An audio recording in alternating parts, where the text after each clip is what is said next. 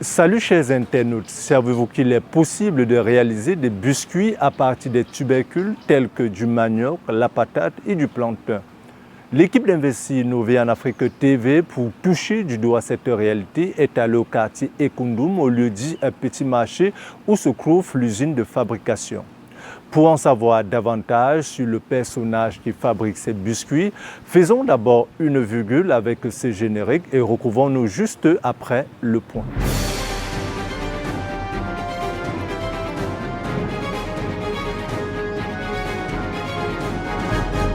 L'agroalimentaire en Afrique, c'est actuellement un des riches filons vers lequel tout le monde se rue pour se faire de l'argent. Ce secteur emploie 60% de la population active africaine, à l'instar de cette jeune entrepreneuse qui jadis était sans emploi. Je m'appelle Edo Amelani, promotrice des biscuits Osu à base des farines locales, manioc, patates et plantain. Autrefois, j'ai fait vraiment de la débrouillardise.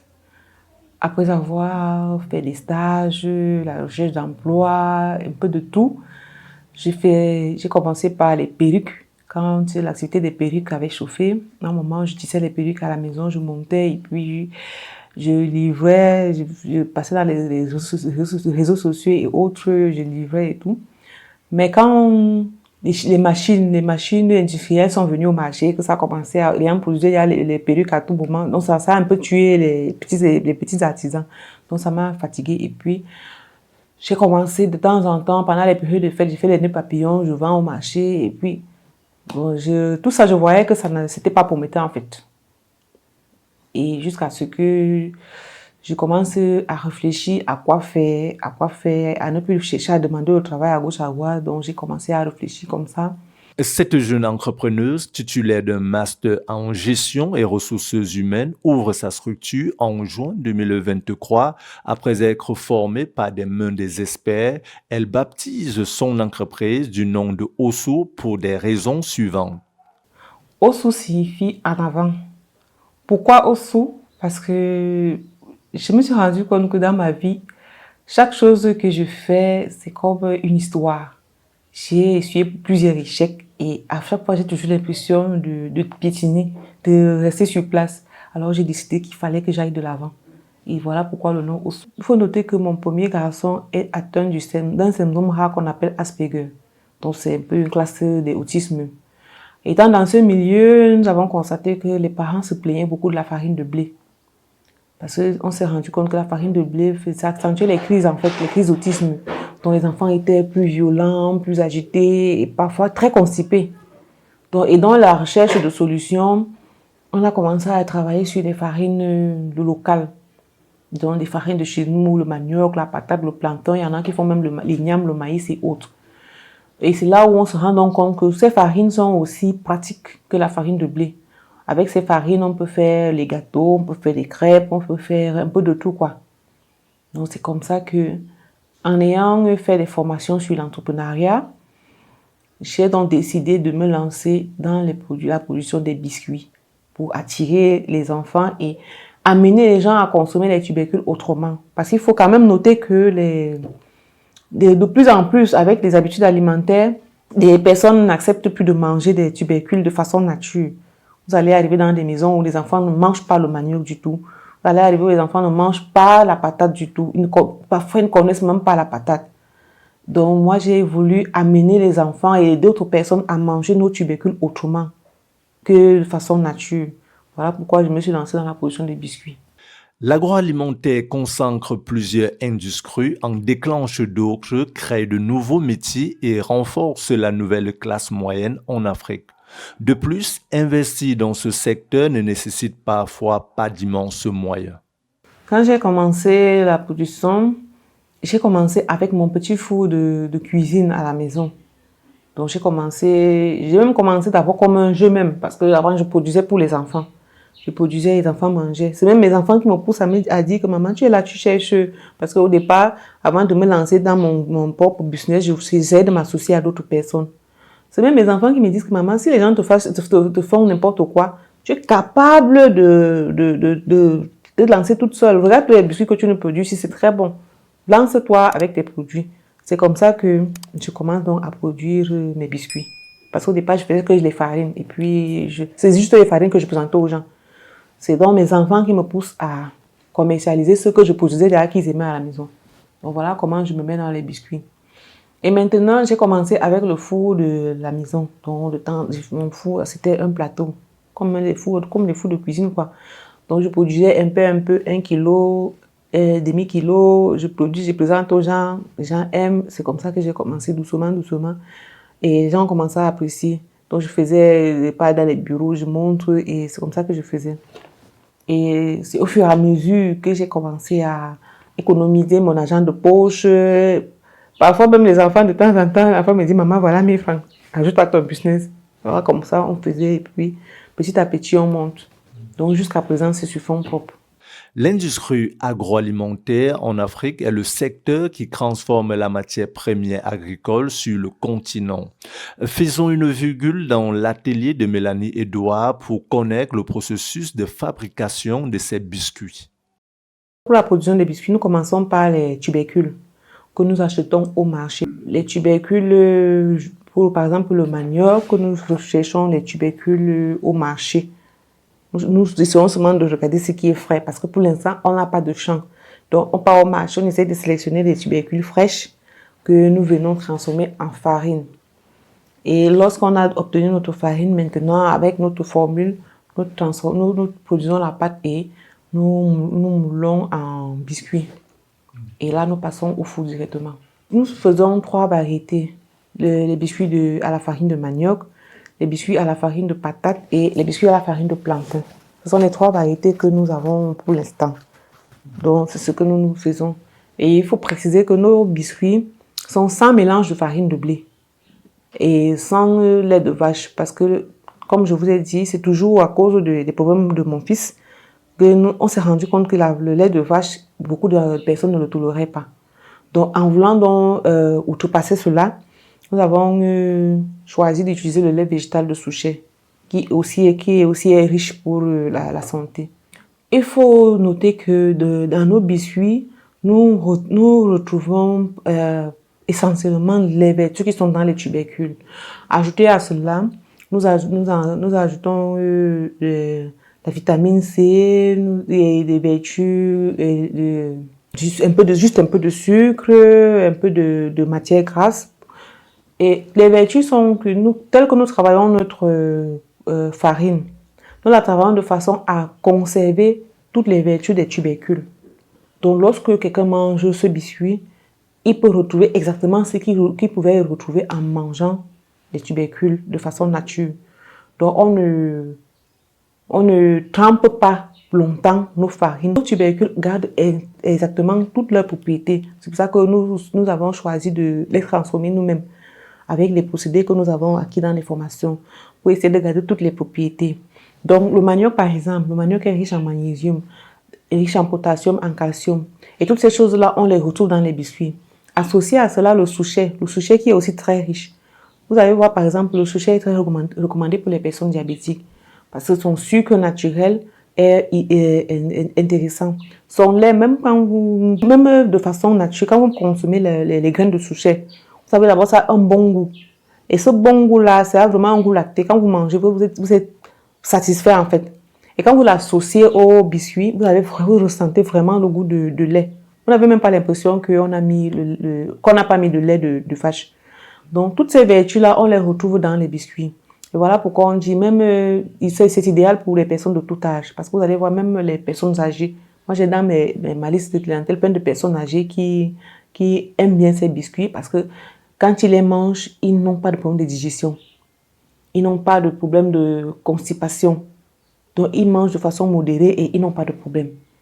Donc, du coup, nous recommandons ces biscuits à des personnes de tout âge, de façon modérée en fonction de son âge. Pour la date d'expiration, nous-mêmes, avec nos petites expériences, nous sommes à presque 1 an pour la date d'expiration. Mais nous sommes en train de travailler, nous sommes en collaboration avec des chercheurs parce qu'on voudrait que la date d'expiration, telle que nous la mentionnons, soit vraiment professionnelle. Donc, à ce niveau-là, on a contacté des chercheurs qui sont en train de travailler avec nous pour pouvoir avoir une date d'opération vraiment professionnelle. Mais sinon, notre petite expérience qu'on a eu à faire déjà vont à plus de 6 mois. Parce que pour dire il faut d'abord noter que l'activité même est sur pied depuis 6 mois. Mais avant ça, on avait déjà commencé à observer, donc les plus grandes observations qu'on a fait jusque-là, ça va à 8 mois. À 8 mois. Mais tel qu'on a, tel qu'on a amélioré le process, on a amélioré le process parce que quand on commençait au départ, on ne mettait pas la vitamine C. Tel qu'on a amélioré le process, on estime la date à ce moment à 1 an. 1 an pour la péremption. Mais tel que je vous ai dit, on travaille avec des chercheurs pour pouvoir améliorer davantage. Les prix, nous faisons pour l'instant des paquets à 500 francs. Le grammage, on est à... C'est écrit à 70 grammes, mais en réalité, quand on pèse, c'est 85 grammes. Donc, on est en train de changer de packaging. Donc, on va changer de packaging parce que ce n'est pas le packaging que nous voulons à la fin. Nous sommes en train de changer de packaging pour avoir un packaging fin qui reflète un peu le packaging des biscuits. Donc, on est en train de travailler sur le packaging et à ce moment, on va revoir même l'étiquetage. Pour l'instant, nous sommes dans 3 boutiques seulement. Nous sommes à procure d'émission, la procure générale d'émission à côté de la BISEC. Nous sommes à Vlita Simbok, en face du palais de justice, donc Vlita qui s'occupe du Made in Cameroun. Et nous sommes également en Colbison, au centre commercial Colbison. C'est Enable Youth, qui est en Colbison. Donc, pour l'instant, c'est les 3 boutiques où nous sommes vraiment. Et très souvent aussi, c'est des commandes dans les réseaux sociaux et de façon, instantanée, on fait des prospections. Un adage dit qui s'assemble se ressemble. Les entrepreneurs qui font dans l'agroalimentaire ont les mêmes difficultés. Tout d'abord, les habitudes alimentaires des consommateurs ainsi que le problème d'emballage ou packaging. Il y a un changement, mais le plus grand changement serait au niveau des habitudes alimentaires. Parce qu'il faut noter que dans nos marchés, il y a des biscuits qui viennent d'ailleurs, qui coûtent extrêmement moins cher, qui font en sorte que quand on leur présente nos biscuits, ils estiment que nous, on est cher. Or, nous, quand on essaie d'évaluer ce qu'il y a en termes de composition, en termes d'ingrédients, nous, on se rend compte qu'on utilise des matières pures. On utilise des matières qu'on peut retrouver facilement. Par contre, en essayant de faire la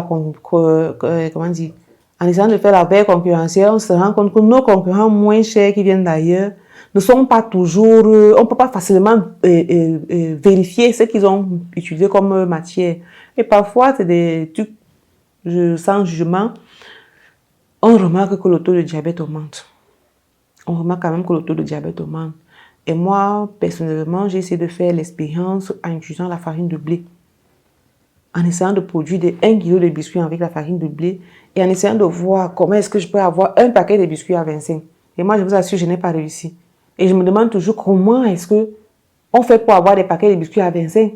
Ceux qui vendent les paquets de biscuits à 25, pourquoi on ne retrouve pas ces paquets de biscuits dans leur pays? C'est ça, moi, j'ai toujours posé cette question. Je ne peux pas donner les marques parce que ce n'est pas normal, mais je me demande pourquoi est-ce que ces biscuits qui viennent ailleurs, qu'on vend à 25 au Cameroun, dans ces pays-là, on ne les retrouve pas. Pourquoi? Pourquoi on ne retrouve pas ces biscuits-là en Occident, par exemple? Ce n'est qu'en Afrique qu'on retrouve ces marchés. Et on remarque quand même que le taux des maladies infantiles augmente, des diabètes augmentent. Et c'est face à tout cela aussi que nous nous sommes lancés sur le marché. Et là, on a un gros travail à faire parce qu'il faut amener les gens à comprendre que ce qui est moins cher, à la longue, peut devenir cher pour la santé. La première difficulté que nous rencontrons d'abord est financière. Parce que comme je vous ai dit, nous allons vraiment à pas de tortue. Nous avons déjà une petite expérience. Maintenant, pour développer l'activité, il faut des moyens. Par exemple, là, nous avons parlé de packaging. Il faut améliorer le packaging. Et ça, nous ne pouvons pas encore le faire parce que les moyens nous empêchent de le faire.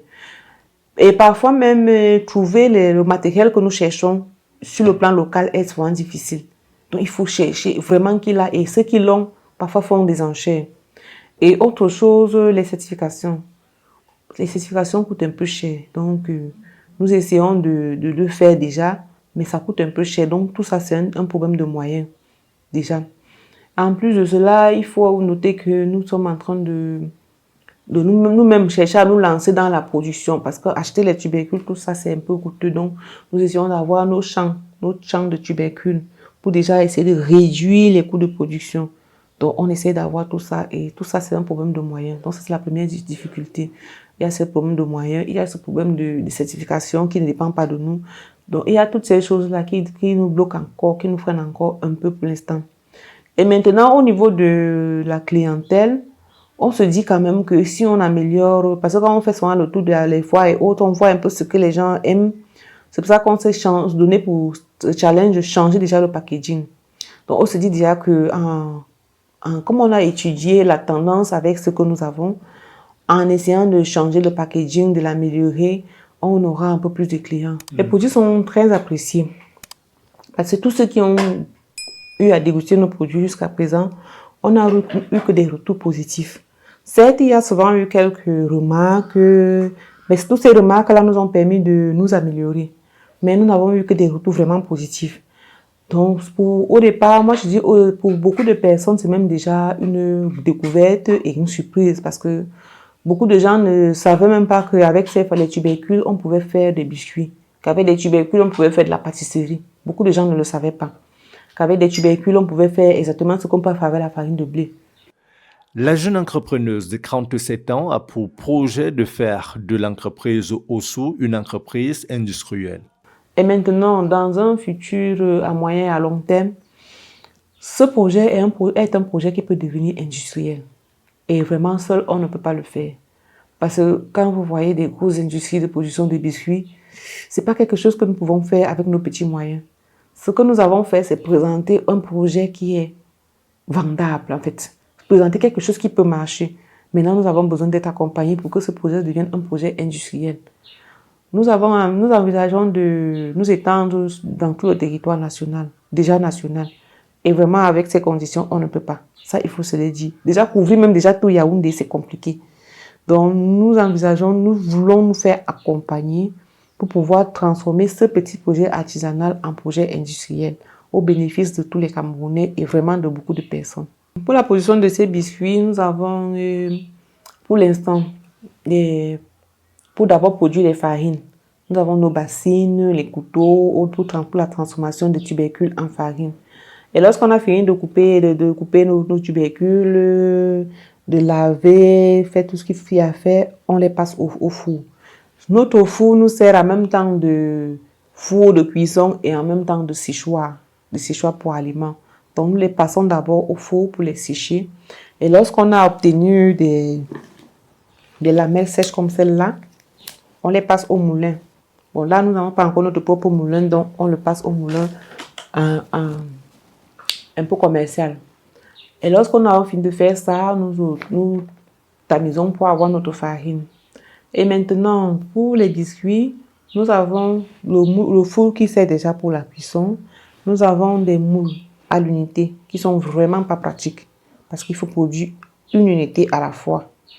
Bon, c'est vrai qu'à ce niveau-là, nous sommes en train de travailler avec un artisan aussi local qui doit nous produire une unité de presse qui sort plusieurs biscuits à la fois pour nous faciliter le travail.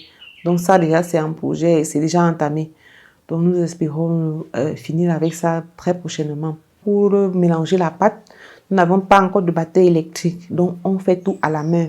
C'est pas toujours rapide en fait. Donc il nous faut un batteur électrique qui nous permette, en grande capacité, qui nous permette de tourner nos pâtes très rapidement. Donc on a tous ces équipements-là qui manquent encore et ce qui permettrait peut-être de booster l'activité et d'aller un peu plus vite. Mélanie Edoa est accompagnée par les experts de la PME qui ont mis à sa disposition un coach dont le rôle est l'accompagnement dans la formation. Du 22 au 23 décembre dernier, la jeune entrepreneuse a été primée par le cabinet Prem Celebration, raison pour laquelle elle ne cesse d'encourager les jeunes à se lancer dans l'entrepreneuriat. J'ai eu un prix déjà, un prix d'événement Prem agroalimentaire. C'était le tout premier et on espère avoir d'autres prix. Et l'événement, j'admire toujours le regard de mes clients. Je regarde toujours mes clients quand ils consomment mes produits, en fait. Donc, cette image qu'ils me présentent, après avoir goûté, c'est quelque chose de merveilleux. C'est quelque chose que j'admire tout le temps. Parce que chaque fois qu'on leur dit biscuits de manioc, ils sont d'abord, tiens, est-ce qu'on peut avoir des biscuits de manioc? Et ça, c'est même bon. Vos choses que vous faites au Cameroun, là, et ça, c'est même bon. J'ai dit, ok, goûtez quand même. Mais quand celui-là goûte, il dit, tiens, c'est bon, hein? J'ai dit, ok, c'est cette image-là qui me renvoie toujours, après avoir goûté les produits, c'est quelque chose de merveilleux. Et maintenant, pour les jeunes, le conseil que je peux donner aux jeunes, c'est que moi, je prends mon cas par exemple. Je me suis mariée très jeune, à 21 ans.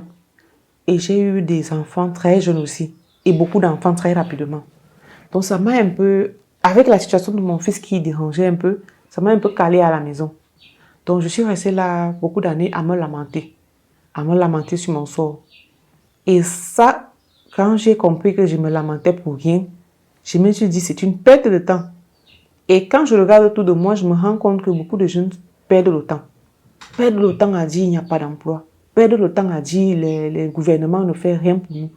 Or, je vous assure, le Cameroun est un pays à construire. Et quand on le dit souvent, les gens pensent qu'on le dit pour rien. Mais ce n'est pas pour rien.